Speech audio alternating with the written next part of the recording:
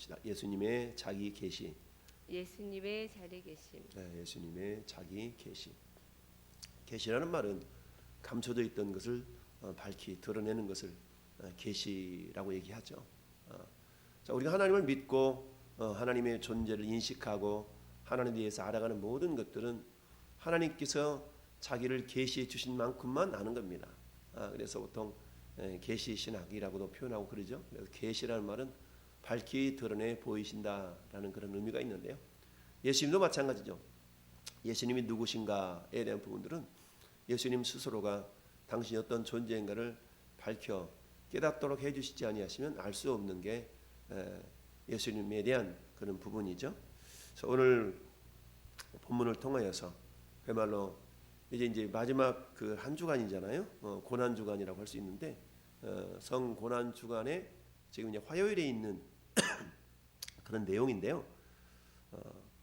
성전에서 가르치실 때에 유대 지도자들이 어떻게 해서든지 예수님을 책잡으려고 예수님을 곤란한 책임에 빠뜨리게 하려고 하는 그런 술책에 전혀 예수님이 넘어가지가 않죠.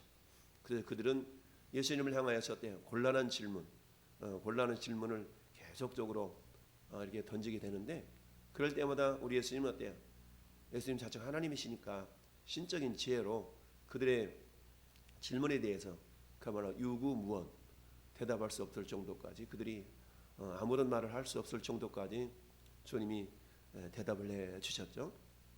그러기를 여러 차례. 근데 오늘 본문에는 유대인들이 질문을 던지는 것이 아니라 예수님이 먼저 질문을 던지는 상황이 발생했어요.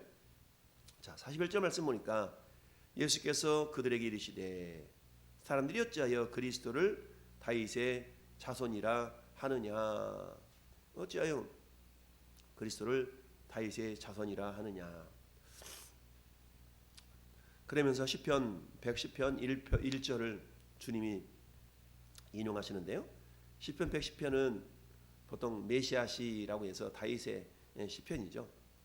다윗의 친히 말했으되 시편에 주께서 내 주께 이르시되 내가 내 발등 원수를 내 발등상으로 삼을 때까지 내 우편에 앉았으라 하셨도다 하였느니라. 여기 보면 주라는 말이 반복해서 나오죠. 그래서 43절 보면 주께서 내 주께 42절 하반절에 다윗이 친히 말하였을 때 주께서 내 주께 이르시되 그래서 앞에서 주는 앞에 기록되는 주는 누구를 말해요? 성부 하나님. 그러니까 하나님 아버지에 대한 주라고 표현하고 있고요. 뒤에 있는 내 주께 이르되 이 뒤에 있는 주는 예수님을 말씀하고 있죠. 그러니까 이 다윗은 아버지 하나님께서 내 주님께 이렇게 표현하고 있는데 그러면 지금 유대인들이 생각하는 메시아라는 것은 어떤 의미로만 주로 생각하고 있냐면 혈통적 메시아만 생각하고 있었던 거예요. 그러니 그들이 이해하기를 혈통적 메시아, 즉 그들도 메시아가 다윗의 후손으로 온다는 것은 알았어요. 아브라함의 후손으로 다윗의 후손으로 메시아가 온다는 것은 알았지만 그런데 그 메시아가 곧 예수님이시고 그 예수님이 곧 하나님이시다라는 것까지는 알지 못했던 거죠. 그러니까 그들에게 나타난 계시가 희미했다는 겁니다. 마치 우리가 빙산의 일각이라는 말을 쓰죠. 빙산의 일각. 빙산은 어때요?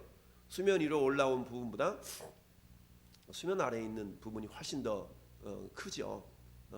이것은 이제 물의 특성 때문에 그런 거 아니겠어요? 그 물이 어리면 부피가 늘어나잖아요. 부피가 약 10% 정도 늘어난다고 그래요. 그러니까 물 아래 수면 아래는 얼음의 90%가 있고 수면 위에는 얼음이 약 10%, 9에서 10% 정도만 이렇게 떠 있다고 그러잖아요. 그러니까 빙산의 일각이라는 것은 결국은 뭐예요? 수면이 올라와 있는 그 모습을 보고 그것이 전체인 것 마냥 우리가 생각을 할 때 이것은 빙산의 일각이야 라고 말하죠. 즉 감춰진 부분이 더 훨씬 크다는 얘기죠. 마찬가지로 예수님에 대해서 그들이 지각하고 있고 그들이 인식하고 있는 예수님에 대한 부분은 뭐예요? 그저 다윗의 후손으로 오셨다는 거죠. 그러니까 그들이 예수님에 대한 그 메시아관은 그래 다윗의 메시아는 다윗의 후손으로 오시는 거야. 그런데 그분은 그저 훌륭한 선생으로서는 인정을 하는데 근데 예수님을 그야말로 그리스도요, 즉 왕이요, 선지자요, 제사장으로는 인정을 못했던 거죠. 그러니까 우리가 예수 믿는다라고 말할 때 그 믿음이라는 것은 뭡니까? 예수님이 바로 나의 왕이시고 나의 제사장이시고 나의 선지자심을 믿을 때 구원이 있는 것이지, 보통 예수 믿습니다, 뭘 믿는데 그냥 예수가 믿어 이 믿는 게 아니죠. 그러니까 예수님이 나의 구원자가 되시고 나의 제사장이 되시고 나의 왕이 되실 때에, 선지자가 되시고 왕이 되실 때에, 그래서 우리가 보통 믿는다라고 얘기를 하죠. 그래서 시편에 다윗이 친히 말하였으되 주께서 내 주께 이르시되 내가 네 원수를, 그러니까 아버지 하나님이 네 원수를, 마귀 사단을 말하는 거죠. 네 원수는 예수님의 원수를 네 발등상으로 삼을 때까지, 네 발등상으로 삼을 때까지 내 우편에 앉았으라 하셨도다. 즉 예수님이 그 마귀 권세를 이기시고 승리하신 것은 뭡니까? 예수님이 이 땅에 육신의 모습을 입고 오셔서 모든 인류의 죄를 다 담당하시고 십자가에서 죽으셨어요. 그때 마귀는 어때요? 쾌재를 불렀죠. 내가 이겼다. 그런데 어때요? 예수님은 무덤에 묻히셨다가 사흘 만에 부활하셨죠. 결국 부활은 뭡니까? 마귀를 결박시켜 이길 수 있는 그런 권세가 다시 예수님께 회복되어지는 그런 놀라운 순간이었던 거죠. 그러니까 아버지가 아들을 향해서 뭐라고 얘기한 거예요? 내 원수를 네 발등상으로 삼을 때까지 내 우편에 앉았으라. 원래 예수님은 아버지 우편, 보좌 우편에 계시던 분이신데 육신을 입고 이 땅에 오셨잖아요. 이 땅에 육신을 입고 오신 분이 예수님이신데 그 예수님을 향해서 다윗이 뭐라고 고백했냐? 다윗이 내 주님이라고 그랬잖냐? 아니 다윗이 혈통적으로 다윗을 통해서 오셨던 예수님이라면, 메시아라면 어떻게 주님이라고 할 수 있겠냐?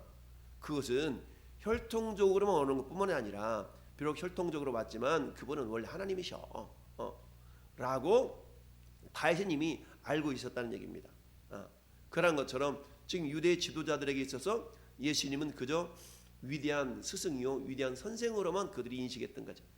그러니까 예수님이 신적인 지혜를 가지고 그들의 곤란한 질문에 대해서 막힘없이 대답을 해 주셨음에도 불구하고 그것을 예수님이 어떤 메시아적인 그런 모습으로 받아들이는 것이 아니라 그저 위대한 스승으로만 받아들였던 거예요.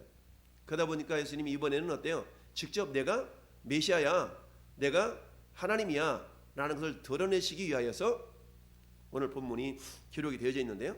그러면서 내가 내 원수를 발등상으로 삼을 때까지 내 우편에 앉았으라 하셨도다 하였느니라. 그런즉 다윗이 그리스도를 주라 칭하였으니 어찌 그의 자손이 되겠느냐. 그렇죠? 혈통적으로 내 자식한테 주님 이렇게 말할 수 있겠냐는 얘기죠. 그게 얼토당토 않는 말이다. 그렇지만 이미 다윗은 자기의 혈통을 통해서 오실 메시아, 그분이 하나님인 걸 알았다. 그러니까 그 예수님을, 그 메시아를 위해서 주님이라고 이렇게 이야기할 수 있었던 거 아니냐. 다윗은 그것을 알았지만 너희들은 그걸 알지 못하는데 내가 바로 그 메시아야 라고 예수님이 자기를 이렇게 드러내신 사건, 이 드러내신 사건을 오늘 본문에 말씀하고 있죠. 그래서 오늘 본문의 제목을 예수님의 자기 계시다. 그럼 어때요? 우리가 몰라 뵀습니다 이래야 되잖아요. 그런 것이 아니라 그럼에도 불구하고 여전히 이들은 어때요? 예수님을 죽이려고 하는 그런 계획을 접지 않았다. 그저 주님이 계속해서 말씀하시기를 이제 모든 백성이 들을 때에 예수께서 특별히 그의 제자들에게 말씀하셨는데 긴 옷을 입고 다니는 것을 원하며 시장에서 문안받는 것과 회당의 높은 자리와 잔치의 윗자리를 좋아하는 서기관들을 삼가하라. 이들은 뭡니까? 겉으로 드러나는 모습들을 굉장히 중요하게 여기는 그런 존재들이죠. 그런데 주님은 뭐예요? 야, 이 겉으로 드러나는 것들은 한마디로 하면 그림자에 불과한 거야. 눈에 보이지 않는 것이 진짜가 더 많잖냐 라고 주님이 교훈하고 있는 내용인 거죠. 그러면서 사도 바울이 고린도후서 4장 18절에 우리가 주목하는 것은, 우리가 돌아보는 것은 보이는 것이 아니요 보이지 않는 것이니 보이는 것은 잠깐이요 보이지 않는 것은 영원함이니라 라고 말씀하고 있죠. 눈에 보이는 세계, 이들이 대접받고 뭔가 이렇게 높임받고자 하는 그것은 눈에 보이는 가시적인 일종의 잠깐의 모습이다. 그렇지만 너희들이 진정으로 사모해야 될 것은 눈에 보이지는 아니하지만 영원히 존재한 저 하늘나라, 보이지 않는 그 세계를 너희가 사모하고 준비해야 된다. 그러니까 지금 서기관들은 그 모습을 볼 줄을 몰랐기 때문에 그저 눈에 보이는 현상과 눈에 보여지는 어떤 존경과 이런 것만을 그들은 귀하게 여기는 모습인데 저거 잘못됐어 하면서 주님이 당신의 제자들을 향해서 너희는 그렇지 마라 라고 지금 교훈하고 있는 것이죠. 오늘 시대도 마찬가지죠. 많은 사람들이 눈에 보이는 육신의 정욕과 안목의 정욕과 이생의 자랑을 일삼으며 살아가려고 하고 있죠. 그런데 이런 모습들을 사도 요한이가 요한일서 2장 16절에서 이것은 세상적이요 아버지께로부터 온 것이 아니다 라고 말씀하고 있어요. 그러니까 오늘날도 마귀는 눈에 보이지 않지만 여러분 눈에 보이는 세계보다 눈에 보이지 않는 세계 훨씬 크고 넓은 거 아니겠어요? 눈에 보이는 세계는 잠깐이에요. 잠깐. 야고보 사도가 야고보서 4장 14절에도 뭐라고 말씀하고 있습니까? 너희 생명이 무엇이냐? 이 땅에 있던 생명은 잠깐 보이다가 없어질 안개와도 같지 않냐? 라고 이야기를 하고 있죠. 즉 우리 눈에 보이지 않지만 영원히 존재해야 될 영원한 세계가 분명히 있음을 알고 우리는 그 세계를 준비할 수 있는 지혜로움들이 있어야 되겠다라고 말씀하죠. 오늘 빙산의 일각에 대한 이야기도 했지만 이 서기관과 바리새인과 유대 지도자들은 예수님에 대한 지식, 예수님에 대한 인식 자체가 극히 일부분이었다는 얘기죠. 일부분이었어요. 그러다 보니까 그들이 예수님을 온전한 메시아로 인정하지 못하고 어떻게 해서든지 저 사람을 좀 이렇게 곤란에 빠뜨리게 해서 정말 넘어뜨려야 되겠는데 라는 그런 계획을 가질 수밖에 없었던 것인데 그런 그들의 모습에 대해서 예수님이 계속적으로 내가 어떤 존재인가를 보여주셨음에도 불구하고 깨닫지 못하니까 때로는 어떤 말씀을 하세요? 저들이 보기는 보아도 보지 못하면 듣기는 들어도 깨닫지 못하게 하라라는 그런 이사야의 말씀을 또 인용하기도 하셨던 거죠. 오늘날 주님이 우리에게 당신을 계시해 주시지 아니하셨더라면 우리 역시 믿음을 가질 수가 없는 존재들이 되었어요. 그러나 이미 주님의 계시는 완전히 끝났죠. 성경을 통해서 완전하고도 완벽하게 예수님이 어떤 존재인가를 우리는 이미 알 수 있고 이 성경을 통해서 우리에게 믿음이 들어왔기 때문에 우리는 이미 주님이 나의 그리스도이심을 우리 고백함으로 말미암아서 구원을 얻은 자들이 되었다. 그러니까 눈에 보이는 세계보다 눈에 보이지 않는 세계가 있음을 기억하면서 우리는 비록 눈에 보이는 세계에서 발을 딛고 살아가지만 그러나 우리의 마음은 저 영원한 하늘나라 보이지 않는 세계지만 그 세계를 준비하는 믿음으로 살아가야 된다라고 말씀합니다.